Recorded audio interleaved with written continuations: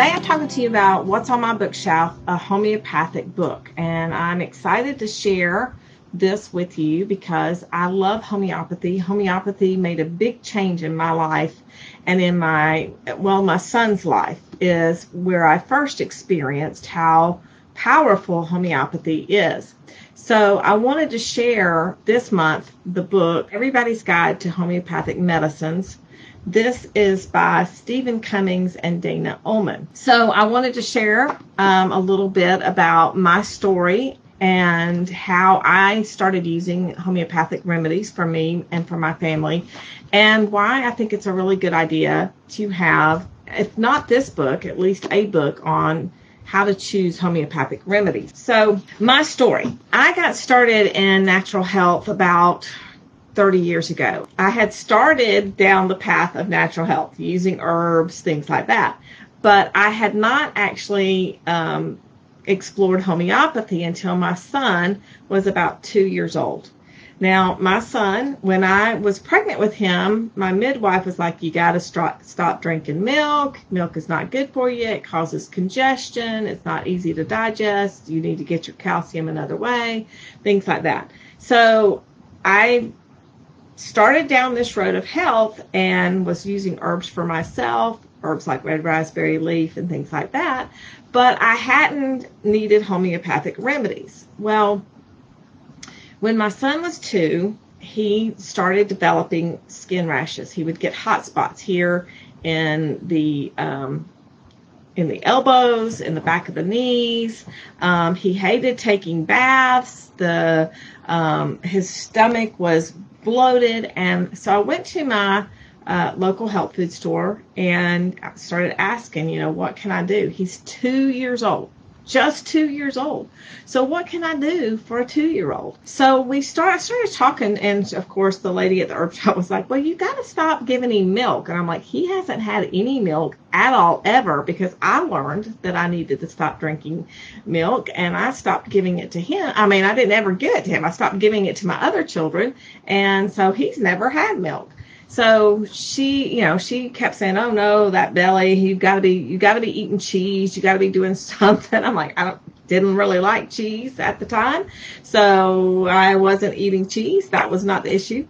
So it was just kind of funny, because that was one of the things, she wanted to make sure. And as a good naturopath, as a good herbalist, you do want to address the foundations of health. You do want to make sure that your clients are eating healthy, they're drinking good, clean water, they're not putting toxins into their body, getting exercise, getting out in the sun. All of those things are things that we want to do as naturopaths, herbalists, homeopathic people. We want to do that. So after I finally was like, I'm not giving him any dairy. And she was like, okay. So I don't think she was fully convinced. I think she still thought I was lying to her. But she introduced me to homeopathic remedies. And she introduced me to the single remedy, sulfur. So sulfur is a good skin remedy. Now, what I haven't told you yet is not only did my son have the skin patches, the dry patches on his skin, they weren't just dry, they were red, and they were huge. And I didn't understand why. Why would a 2-year-old have that? But he also snored. He snored like an 80-year-old grandpa. And I would put him to bed at night and be in the living room listening to him snore like an old man. And it broke my heart. I mean, I even would go in there and just cry because my son was snoring so badly, and I knew that wasn't right. So when I went to the local herb shop and I got the sulfur, I did it because of the skin. Now, one of the things that sulfur identifies or relates with is not liking to take baths, because the water makes that itchy red worse. It makes it hotter. Especially hot water, warm baths. I wouldn't put my 2-year-old in a hot bath, but in a warm bath, it increases the blood flow to those areas, making it hotter, prickly, and so that's one thing. Well, not long after I started administering sulfur homeopathic to my 2-year-old son, those patches, both on his inside of his elbows, the back of his knees, started to clear up and go away. But what really convinced me was he stopped snoring like an old man. I mean, he had been doing this probably for months before I got to the point of going, I just don't know what else to do, before I finally found something that worked. So one of the things that I love is when I use homeopathic remedies or Bach flower remedies or aromatherapy or even herbal remedies, anything that you use on children or pets and it works, you know it's not a placebo effect. And you know it's not a placebo effect because they have no prejudice. They have no preconceived notions of whether or not this should work or not, but you administer it and it works. So that's how I got started using homeopathic remedies.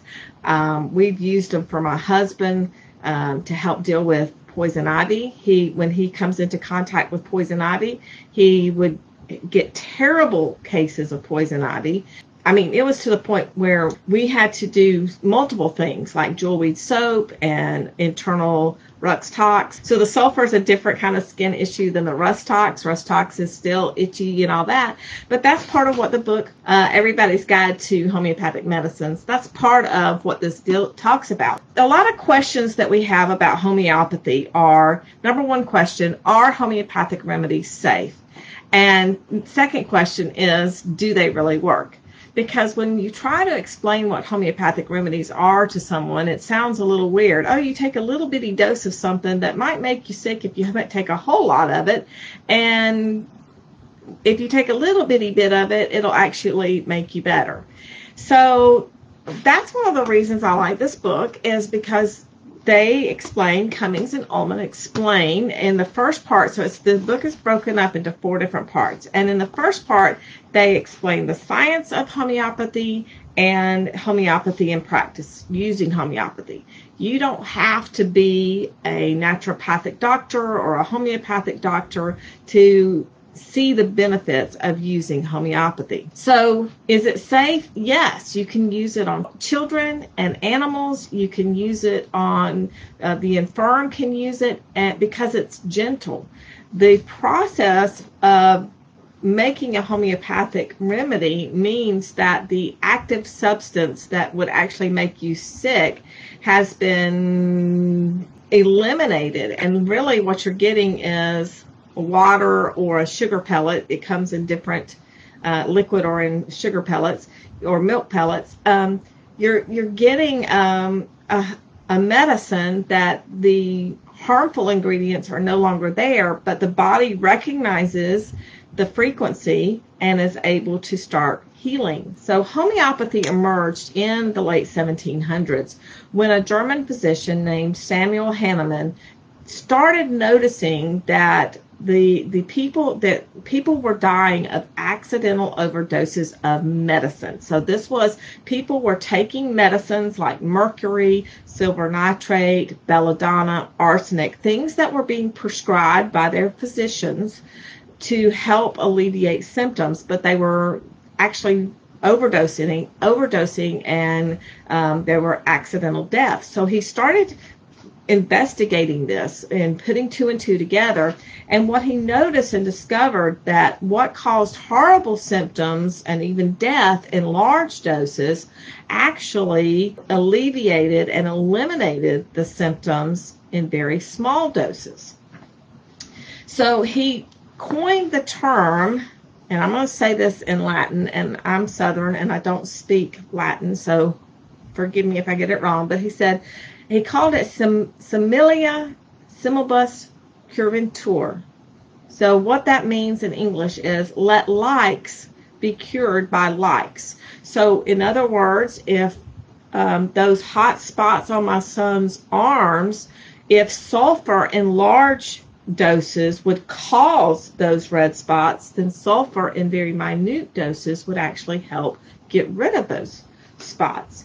That was his basis for homeopathy. By the way, the physics, biology, and biochemistry of homeopathy have been studied and researched extensively since the 1950s. This is not something new. This is not some hokum woo-woo something. This is real stuff that really works. So one of the things about homeopathy that we use is we look at symptoms being a clue to what's going on, not the disease itself. The symptoms are the body telling us that there's something wrong, it needs to correct it, it would like to get it right. So symptoms are not the disease. They point to how the body is working to eliminate the disease. And Hans Sill called that wisdom of the body.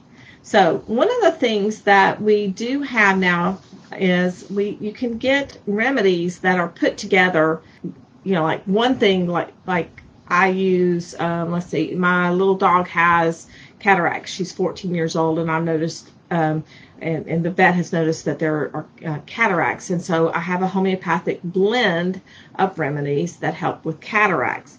But true homeopathy believes in using a single remedy to help the person. So in other words, we look at the whole person, and we look at not just the physical issues that the person may be experiencing, but we also look at the emotional experiences.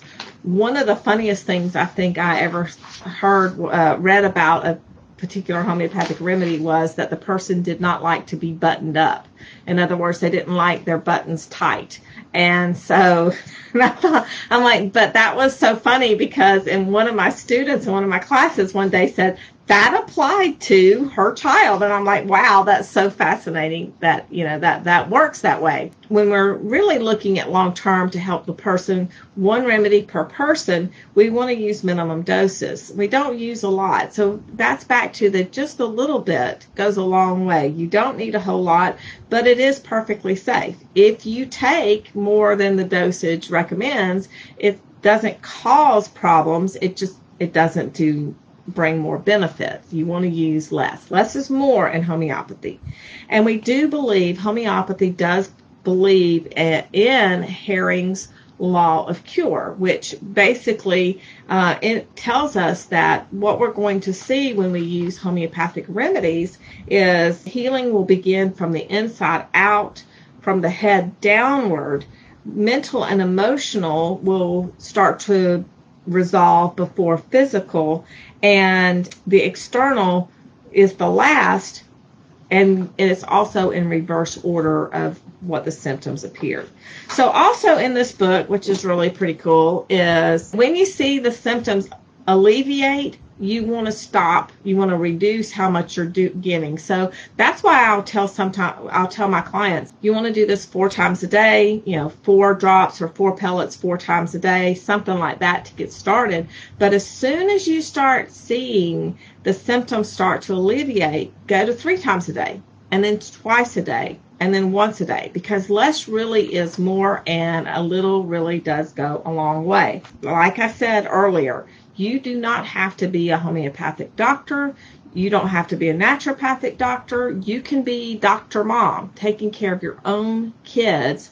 And what you want to do is just collect the information. What symptoms? So I didn't realize at the time when my son was snoring and having issues with the red hot spots on the skin and the bloated belly and not liking to take a bath, that all pointed to sulfur as a homeopathic remedy that would help him. But that one remedy really did do a lot for him.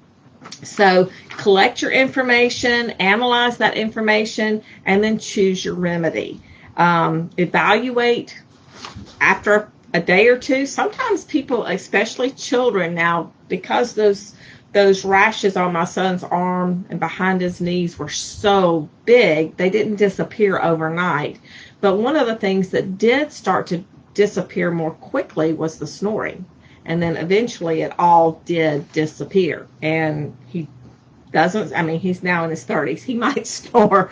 I don't know. He doesn't live at my house anymore. Anyway, once you start to have the symptoms start to alleviate, then you want to reevaluate and perhaps choose a new remedy, or just get those foundations of health in. So anyway, part 2, okay, so we're still talking about Everybody's Guide to Homeopathic Medicine. Part 2 goes into the different things that you might need it for, chapter by chapter, like things like fever and influenza, colds, coughs, and related conditions, childhood illnesses. And one of the things I want to really point out is that homeopathic remedies don't work on named diseases. So I am not going to choose a remedy for the flu. I am not going to choose a remedy for the cold. What I'm going to do is I'm going to gather that information. What are the symptoms that my son or my client is dealing with, and choose a remedy that will support the person as a whole. I'm not addressing a disease at all. I'm supporting the person. And that's why it's such an important and valuable tool in our tool chest. So this little book packs a wallop in all of the information that is in it. It also has what we call a materia medica. That's part 3. And a materia medica is just a list of homeopathic remedies, and helps you to pinpoint the issues that a person might be dealing with. So let's see. People who need bryonia may have headaches, respiratory problems, digestive disorders, and musculoskeletal issues. Motion of any kind may aggravate all of these conditions. So you may have someone who has headaches or respiratory problems, but they don't have musculoskeletal pains and motion doesn't bother them. So bryonia would not be the choice. So that's part of how you go through and determine what would be best for your client or your family member. Part 4 has what we call it calls homeopathic resources. My book is so old, they've changed the cover since then. Like I said, this is probably 32 years old that I've had this. So I've included a link there. I also, if you're interested in homeopathy, there are lots of places that have homeopathic courses. I came across a place called CHE Online. They're out of the UK. And one of the things I liked about them is because the UK gives us a different perspective. If you remember, Samuel Hahnemann is German, so the Europeans have a good handle on homeopathic remedies. So I like that. I shared that link.